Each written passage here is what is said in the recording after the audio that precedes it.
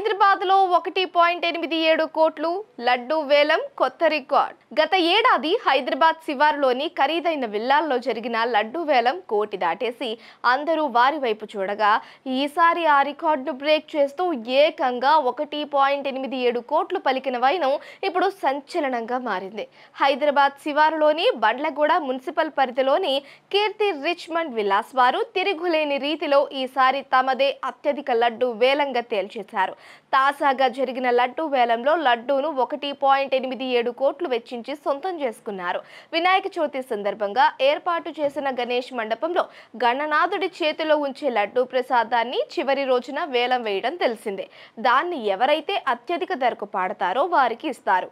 గత ఏడాది రిచ్మండ్ విల్లాల వారు నిర్వహించిన వేలంలో రికార్డు ధర పలకగా ఈసారి దాన్ని మించి ఏకంగా 1.87 కోట్లుగా పలికింది. అయితే ఇక్కడ విషయాన్ని ప్రస్తావించాలి. మిగిలిన లడ్డు వేలాలకు రిచ్మండ్ విల్లాస్ వేలానికి ఒక తేడా ఉంది.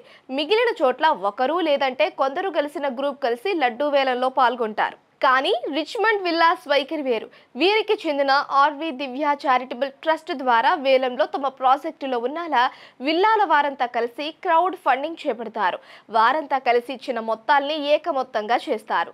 ఆ మొత్తాన్ని లడ్డు వేలం మొత్తంగా డిసైడ్ చేస్తారు. అంటే మీడియాలో వచ్చిన విధంగా రిచ్మండ్ విల్లాస్ లో జరిగిన లడ్డు వేలం పాటలో పలికిన 1.87 కోట్ల మొత్తాన్ని ఏ ఒక్క వ్యక్తి వ్యక్తిగతంగా పాడలేదు.